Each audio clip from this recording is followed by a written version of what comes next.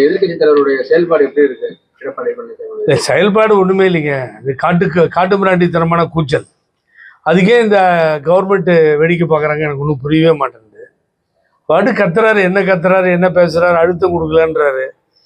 எந்த பிரச்சனை, என்ன அழுத்தம் கொடுக்கறது இருக்கீங்க? எல்லா அழுத்தத்தையும் தான் கொடுத்துட்டு இருக்கோம். அவங்கள திருப்பி திராவிட முன்னேற்ற கழகத்தினுடைய உறுப்பினர்களோ யாரோ கேட்டிருக்கணும் எங்க அசம்பிளியில். இவர் அழுத்தம் கொடுக்கறதுக்கு எத்தனை நாடாளுமன்ற உறுப்பினர் வச்சிருக்காரு? நாடாளுமன்றத்தில் எங்கிருந்து அழுத்தம் கொடுக்கறது? ஜீரோவில் இருக்கு. நீ நாடாளுமன்றத்தில் ஜீரோவில் எம்பி இல்லாமல் உட்காந்துட்டு அசிங்கம் இல்லை. அதில் அழுத்தம் கொடுக்கணும்னு சொல்லி இன்னொருத்தங்களை போய் வேகமாக ஃபோர்ஸ் பண்ணி கேட்கறதுங்கிறது ஒரு அது ஏன்னோ காட்டு கத்தல் கத்தி.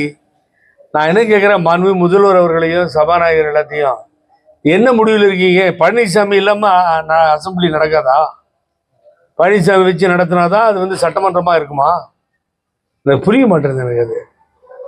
அது பழனிசாமி வச்சு கேம் ஆடிட்டு இருக்கான். அதாவது ஒரு முட்டாள் கிடைச்சிட்டான்னு அவன் கத்துட்டும் கிளட்டா பண்ணிட்டு எது வேணாலும் பண்ணிட்டோம் நீங்கள் நினைக்கிறீங்களா? எனக்கு புரியல. தமிழ்நாடு சட்டமன்றத்தில் ஒரு வரைமுறை இல்லாத முறையில் கத்தி அழுத்தம் கொடுக்கலன்னா என்னத்தை அழுத்தம் கொடுக்குறது? பஞ்சாப் விவசாயிகள் ப்ரைஸை ஃபிக்ஸ் பண்ண சொல்லி டெல்லி பார்டரில் உட்காந்து எத்தனை பேர் செத்தாங்க. அப்போல்லாம் என்ன இவர் அழுத்தம் கொடுத்து கிழிச்சார் முதலமைச்சராக இருக்கப்போ? என்னைக்காவது குரல் கொடுத்தது உண்டா? திரு ஐயா கண்ணன் நான் தான் இங்கே தஞ்சாவூருக்கு கூப்பிட்டு வந்தேன். அவரை பழனியில் இருந்தார். ஒரு கிளடாகி போச்சு, இங்கே கூப்பிட்டு வந்தேன் நான். அன்னைக்கு விவசாயிகள் மாநாடு நடந்தப்போ அவர் கேளுங்க சொல்லுவார். அவர் நான் தான் கூட்டு போய் உள்ளே போய் மினிஸ்டர் தம்பிதுரையை வச்சு கூட்டு போய் மினிஸ்டரை பார்க்க வச்சோம் உள்ளார. ஏதோ காய்ச்சி மூச்சுன்னு கத்தி நீங்கள் அழுத்தம் கொடுக்கல. நீங்கள் என்ன, நீங்கள் 4.5 வருஷத்தில் நீங்கள் என்ன இவர் என்ன அழுத்தம் கொடுத்து என்னென்னலாம் கிழிச்சிருக்காரு மத்திய அரசு கிட்ட சொல்ல முடியுமா அவரால்? இப்ப இந்த தாவேக்காவுக்கு பாசிச பாஜகன்னு சொன்ன விஜய், அவர் கூட்டணியில் இருக்கிற அதிமுக விஜய்க்கு சப்போர்ட் பண்ணி பேசிட்டு இருக்காரு. என்ன விஜய்க்கு சப்போர்ட் பண்ணா பரவாயில்லைங்க. இப்ப ஆளை வச்சு விஜய் கொடியை பிடிச்சிட்டு அங்க பறக்குது போற அங்க பறக்குது போற.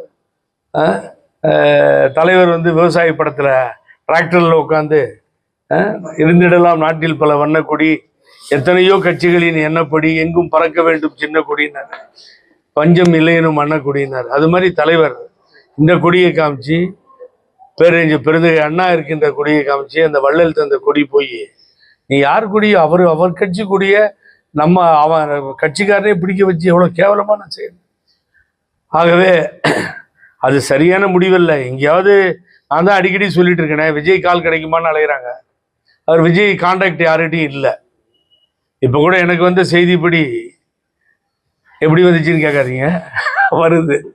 அதனால உங்களுக்கு தஞ்சாவூர்ல சொல்லிடுறேன். இந்த கிரிமினல் கேஸு, ஜெயிலுக்கு போனவங்க, வழக்குகள் நிலுவையில் ரொம்ப மோசமான வழக்குகள் இருக்கவங்களோடலாம் விஜய் கூட்டணி வைக்கிறதுக்கு தயாரா இல்லையா?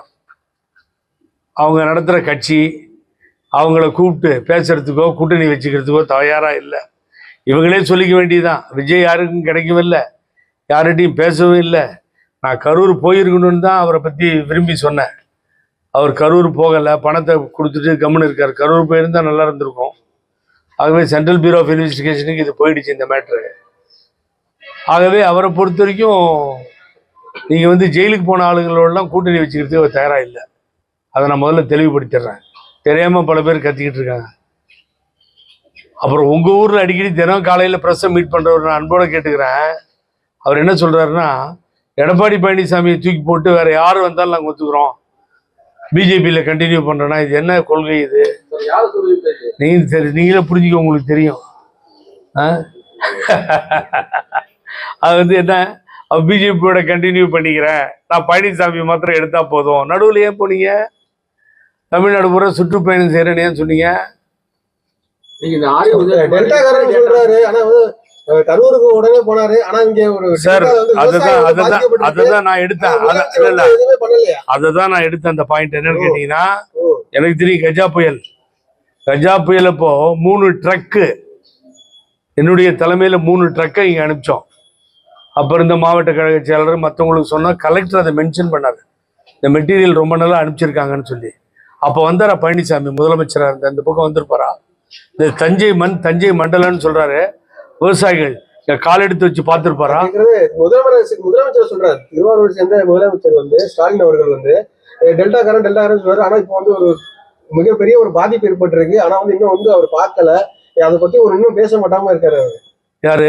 முதலமைச்சர் ஸ்டாலின் அவர். முதலமைச்சர் இப்பதானே உங்க ஊருக்கு வந்து போனாரு. நான் சப்போர்ட்டா பேசல. கொஞ்ச நாளைக்கு முன்னாடி தான் இங்க வந்து போனாரு. இப்ப விவசாய நிலங்கள்லாம் பாதிச்சிருக்கு. நெல்லாம் முளைச்சி மழையெல்லாம் பாதிப்பு. அதை வந்து அவங்க செய்யணும். Tamil Nadu government definitely must involve. அந்த பிரச்சனையை சார்ட் அவுட் பண்ணணுன்றது எனக்கு மாற்று கருத்தே இல்லை. நான் உங்கள்கிட்ட பெரிய விஷயத்த சொன்னேன். இது என்னால் புரிஞ்சிக்க முடியுது. அரசியல் அம்மா காலத்திலேருந்து தலைவர் காலத்திலேருந்து பார்த்துட்டு இருக்கோம். என்ன நினைக்கிறாங்க முதல்வரும் சபாநாயகரும் சட்டமன்றம்னு நினச்சா இந்த ஜோக்கரை வச்சு இந்த சட்டமன்றத்தை நடத்தினாதான் அது சட்டமன்றமாக இருக்கும்னு நினைக்கிறாங்க. எந்த ஜோக்கரு? பழனிசாமியை வச்சு இந்த சட்டமன்றத்தை நடத்தினாதான் இது சட்டமன்றமாக இருக்கும். இவர் இல்லைன்னு வச்சுக்கோங்க, அவங்களுக்கு வந்து எதிர்கட்சி தலைவர் இல்லாமல் நடத்துறதுக்கு விருப்பம் இல்லை. அதனால் அவர் கத்த விட்டுட்டு இவங்க வேடிக்கை பார்க்குறாங்க. அவர் ஃபோர்ஸ் பண்ணல பிரச்சனை எதுவுமே பண்ணலன்னா எனக்கு ஒன்றும் புரியவே இல்லை. அவர் என்ன பேசுகிறாருன்றது புரியல. ஒன்றும் பிரச்சனை இல்லை ஒன்றும் என்ன. அதனால உங்களுக்கு வந்து அது என்ன பிரச்சனைன்னு அவர் தான் தெளிவுபடுத்தணும். 4.5 வருஷமா ஒரு ஸ்கீம் இல்லைங்க. அம்மா இவர் ஆர் உதயகுமார் வந்து இவர் நீங்க சொன்ன அந்த தஞ்சாவூர் அடிக்கடி பேட்டி கொடுக்குறவர் வந்து எக்ஸ்பைரி டேட்டா அப்படின்னு இருக்கிறாரு. அவர் ரொம்ப யோகியமானவர். அவர் வந்து பாலிவுட், அதாவது அவருக்கெல்லாம் வந்து இவரை என்னவோ சொல்லிட்டு போகட்டும். தினகரன் அந்த விஷயத்துக்கு வரல. அது கரெக்டாக இல்லையா, எக்ஸ்பயர் ஆன மருந்தா இல்லையான்றதுக்கும் வரல. நான் என்ன கேட்குறேன், உதயகுமார்னா என்ன யோகியது இருக்குது? ஆர்எஸ்எஸ் இது இப்போ இந்து முன்னணி கூட்டத்தில் மேலே ஏறி கலந்துக்கிறதும் ஆர்எஸ்எஸ் கூட்டத்தில் கலந்துக்கிறதும் துண்டை எடுத்து போடுறாரு சார். பிஜேபி துண்டை எடுத்து யாருக்கு? நயினார் நாகேந்திரனுக்கு போட்டு அந்த பாரதிய ஜனதா துண்டை கொண்டு போய் போட்டு அழகு பார்க்குறீங்கன்னா நீங்களாம் அம்மாட்டிருந்து வளர்ந்து வந்தவங்களா சொல்லுங்க பார்ப்போம். இன்னொருத்தங்களை பேசுறதுக்கு பின்னாடி முதுகு திரும்பி பார்க்கணும் என்ன பேசுகிறோம் அப்படின்னு சொல்லி. ஆகவே உதயகுமார்ன்ற ஆள்லாம் வந்து மாறி பேசுறதுல தான் கண்டு கருத்துமா இருக்காரு. எங்க போச்சுங்க, சவுத்தே தோத்து போச்சு. இப்போ எலெக்ஷன் வந்து என்ன போகுது? உதயகுமார் அவருடைய தொகுதியில் நின்று ஜெயிச்சுருவாராமா? இந்த கூட்டணி இல்லாமல் இங்கே உள்கட்சி பிரச்சனை, வீட்டு பிரச்சனையை சால்வ் பண்ணாமல் இந்த கட்சி இனிமேல் ஜெயிக்க போகிறதில்லை. வேற வேதனையோடு சொல்கிறேன் நான். ஆகவே எல்லோரையும் சேர்த்து போகணுன்ற மனப்பக்குவம் இல்லாத பழனிசாமியும் உதயகுமாரும் மற்றவர்களும் எதையுமே இங்கே வந்து சக்ஸஸ் பண்ணவே முடியாது. ஆகவே பெரிய படுதோல்வி தான் ஏற்படும். அதில் மாற்று கருத்து எனக்கு கிடையாது. உதயகுமார் முதல்ல அவரை திருத்திக்கிறத பார்க்கட்டும். பழனிசாமிக்கு ஜால்ரா அடித்து ஒன்றும் ஆக போகிறதில்ல. பழனிசாமியை தூக்கி நிறுத்தி இன்னொரு உண்மையும் சொல்கிறேன் நான். இப்போது தஞ்சாவூரில் வச்சு உங்களுக்கு சொல்கிறேன்னா, இன்னைக்கு பழனிசாமி கூட இருக்க 2ஆம் கட்ட தலைவர்கள், நான் பேரை சொல்ல விரும்பல, நல்லா இருக்காது, என்னோட பேசிட்டு இருக்காங்க. அவங்க ரொம்ப கிளியரா இருக்காங்க. ஒரு தடவை சொல்லிட்டாரு, தோத்தாலும் கொள்கை தான் முக்கியம்னு. எந்த கொள்கையும் கோட்பாடும் ஒரு வெங்காயமும் தெரியாது இவருக்கு. காட்டு மிராண்டிக்கு என்ன தெரியும்? கொள்கையை அதிமுக கொள்கை பற்றி இவருக்கு தெரியுமா? தெரியாது. ஆனால் இவர் அதை பேஸ் பண்ணி கட்சி தோத்துரும், ஆனால் கொள்கை மாத்திரம் தோக்க விட மாட்டோன்ட்டாரு. இப்போ கூட இருக்க தலைவர்கள் பூரா என்ன பண்ணிட்டாங்கன்னு கேட்டிங்கன்னா, பூராவுமே பழனிசாமி கூட இருக்க அத்தனை பேரும் தேர்தலில் நிற்கிறதுக்கு வரமாட்டாங்க. எந்த தொகுதியிலையும் நிற்கிறதுக்கு வரமாட்டாங்க. இன்னைக்கு எழுதி வச்சுக்கோங்க, அதுதான் நடக்க போகுது. ஆகவே கம்ப்ளீட்டாக தேர் நாட் இன்ட்ரெஸ்டட். பழனிசாமி வேட்பாளரை தேடி அலைகின்ற சூழ்நிலை 2026 வரும். ஆகவே அவங்க ரெடியா இல்லை. கூட்டணி அமைச்சு மிகப்பெரிய ஒரு வெற்றி பெற போறதாக ஒரு பொதுமக்கள் ஒரு மக்கள் ஒரு பெரிய கருத்து இருக்கு. அதனால ஒரு பெரிய வரவேற்பு இருக்கு. ஆனா வந்து திமுகவும் மற்ற கட்சிகளும் வந்து பயப்படுறாங்க. இல்லை, அதாவது இப்போ விஜய் யார்கிட்டயே சொன்னாரா நான் கூட்டணிக்கு வரேன்னு? விஜய்ன்ற தாவேகாவினுடைய தலைவர் இவரோட நான் வரேங்க கூட்டணிக்கு, பழனிசாமி நான் ஏற்றுக்கிட்டேங்கன்னு சொன்னாரா? ஏற்கனவே புசி ஆனந்த் கூட்டணி இல்லைன்னாரு. அதுக்கு முன்னாடி எப்போ சொன்னார் விஜய்? இவங்களா ஏதாவது ஊற்றி மொழிவி அதுக்கு ஒரு சாயம் பூசி ஒரு வர்ணத்தை கொடுத்து ஒரு ஃபிகராக பண்ணுறாங்களே தவிர, விஜய் எங்கே இருக்காருன்னு வாயே திறக்கலையே. எங்கே இருக்காருன்னு நோபடி நோஸ். வெளியில் வரல, பேசலை. ஆகவே அத்தனையும் பொய்யுங்க. அதாவது தனியாக நடக்க முடியல, துணைக்கு யாராவது 2 பேர் வேணும், கூட கூட்டு போகணும். ஆகவே முதல்ல தன்னுடைய சொந்த வீட்டில் இருக்க பிரச்சனையை சால்வ் பண்ணிட்டு அடுத்த கட்சியை பற்றி பேசணும். இன்றைக்கி நான் சொல்கிறேன், அந்த கட்சி அவர் சக்ஸஸ் பண்ணி கொண்டு வர்றது அப்புறம் பழனிசாமியோட சேர்ந்தார்னா விஜய் காணாமல் போயிடுவார். அவருக்கு இதே பழனிசாமிக்கு எதி தான் வரும். 10 தோல்வி பழனிசாமிக்கு எதி தான் விஜய்க்கு வரும். ஆகவே பழனிசாமியோடலாம் விஜய் சேருவார்னு கனவுல நினைக்காதீங்க. அப்படி ஒரு அவங்களுக்கு ஒரு எப்படியாவது ஆட்சிக்கு வரணும், யார் கூட சேர்ந்தாலாவதுன்னு பழனிசாமி நினைக்கலாம். நான் ஒரே ஒரு கேள்வி தான் கேட்குறேன், சேர்றதாவே வச்சுக்கோ. நீங்க கேக்குறீங்க 2 பேரும் சேர்றாங்கண்ணே. யார் முதலமைச்சர்? விஜய் முதலமைச்சரா ஏத்துக்கணும், விளையாட்டுத்துறை அமைச்சரா பழனிசாமி ஒத்துக்கணும். இது 2 நடக்குமா? அப்போ ஒத்துக்கிட்டு பிச்சை கேட்டா அந்த பிச்சையை போடுறதுக்கு விஜய் தயாரா இருக்கணும். அதுதான் ஸ்டேஜ். இப்போ அதிமுகவை நம்பி விஜய் வர வேண்டியது இல்லை. எங்கேயாவது விஜய் கால் கிடைக்குமா நிலையிற நிலைமையில தான் பழனிசாமி அழைச்சிட்டு இருக்கிறார். இப்ப கரூர் போறதுக்கே விஜய்க்கு வந்து அவங்க வந்து அனுமதி மறுக்கிறாங்க. இல்ல கனும அது அதாவது நான் என்ன சொல்றேன், அன்னைக்கே வந்து அவர் வந்து அந்த கரூர் விட்டு கிளம்பல, அவர் பைபாஸ்ல போய் நின்று இருக்காரு. நின்றுட்டு காவல்துறை வந்து கேட்டிருக்காரு, நான் போய் பார்க்கணுன்ற. இல்ல நீங்க வந்தாங்க கலவரம் வந்துடும், அதனால போகக்கூடாதுன்னு சொல்லி விஜய் வந்து தடுத்து காவல்துறை எடுத்திருக்காங்க. நானு என்னோட ஒரு வயசுல சின்னவர், அவர் மேல ஒரு மரியாதை இருக்கு எனக்கு. அவங்க அப்பா எனக்கு ரொம்ப வேண்டியவர். நான் என்ன சொல்றேன், அரெஸ்ட் பண்ணட்டும்ன்றேன். 41 பேர் இறந்துட்டாங்கல்ல, அரெஸ்ட் பண்ணட்டும். தடுக்கிறாங்கல்ல, மீறி போங்க உள்ளார. எவ்வளோ பார்த்துட்டேன் லைஃப்ல 3 தடவை தப்பிச்சிருக்கேன். மர்டர் பண்ண ட்ரை பண்ணான். தமிழ் கன்னடா கலாட்டா வந்தது கர்நாடகாவில்.